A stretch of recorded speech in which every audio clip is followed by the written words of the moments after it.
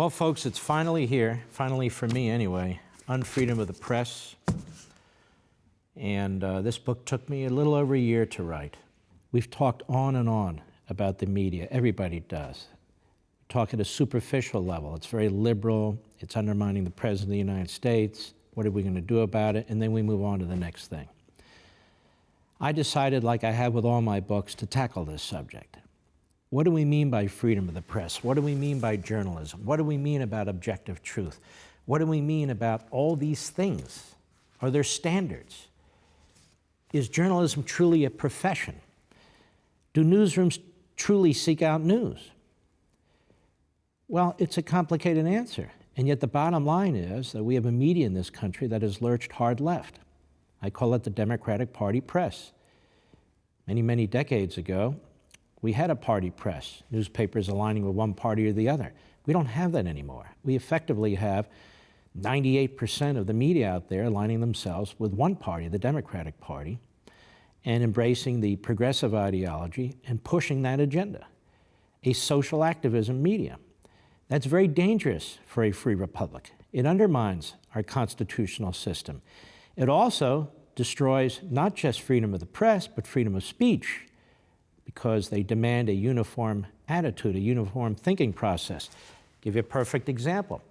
On Meet the Press a few months ago, Chuck Todd announced that no longer would they have guests who question man-made climate change. Now there are physicists, there are all kinds of people with PhDs, meteorologists, climatologists, experts who've written books, experts who run think tanks, and on and on and on, who say, wait a minute, there's some serious questions about so-called man-made climate change. But you won't hear from them on Meet the Press. You won't hear from them on NBC, because Chuck Todd is the chief political newspaper or newsman for NBC. And so what's happening here is the agenda of the left, the progressive agenda, is being repackaged as news and being pushed out. The bigger problem is opinion is being repackaged as news. When you watch Don Lemon on CNN or Chris Cuomo, or you watch so many of the others on MSNBC, or even the major networks, or when you read a newspaper, you can't tell, a lot of the time, whether these are really news people or opinion makers. And the reason is, a lot of the time, they're not news people. They're opinion makers dressed up as journalists. This is destructive to the news. Survey after survey, poll after poll, underscores this point, that there is an ideological and political agenda and partisanship with so much of the so-called media in this country. And it undermines the country. Half of the country, that is, most Republicans, most conservatives, don't trust the media. Most Democrats and most liberals do. Well, what does that tell you? Most of the media live and work in and around Washington, D.C., New York, and some in Los Angeles. These are dark blue areas. So by geography as well as politics, there's a big middle part of the country, a lot of it's red, that they have no association with in their day-to-day activities and throughout much of their careers.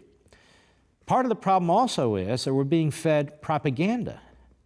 We're being fed pseudo-events. Pseudo-events. This whole collusion issue was a pseudo-event. It was, as the president says, and he's viscerally correct, fake news. And so the country is forced to focus on this pseudo-event of collusion for over 2 years because it is a media obsession. Why is it a media obsession? Because they're hoping it can be used to destroy the Trump presidency. Then you have pseudo-event built on pseudo-event.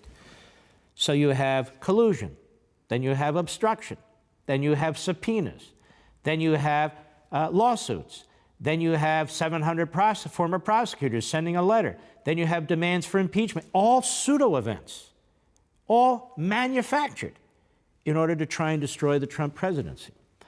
I have a section in the book that talks about the New York Times. Why the New York Times? Because that's supposed to be the guide star of the modern media.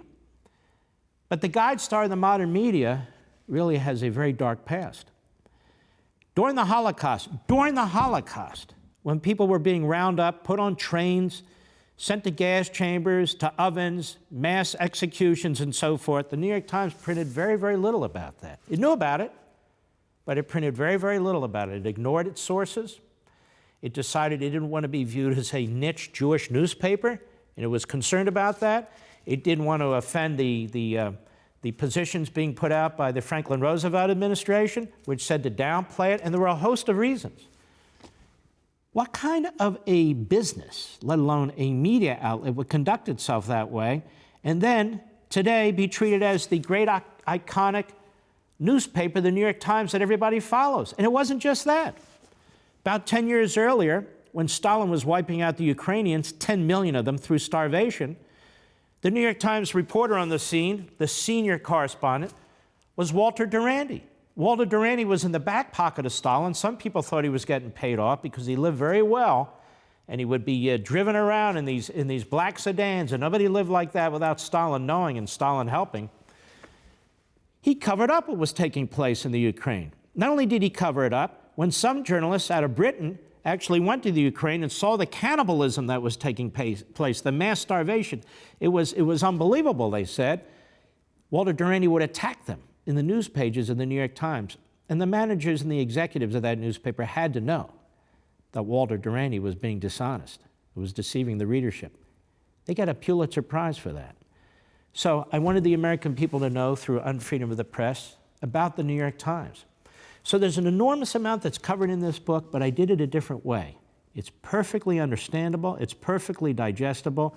One chapter can stand alone, but on the other hand, one leads to the other. My wife, Julie, likes to say it reads like a novel. Another gentleman told me yesterday that it's almost like a documentary. I hope you'll take the time to get it. You can go online at Amazon.com and purchase it. Every major retail outlet has it now. There's plenty of books out there. You'll want to get the first edition if you can, because I'm sure there'll be additional printings. Unfreedom of the Press. I didn't write it for the press. I wrote it for you. I hope you'll get your copy soon.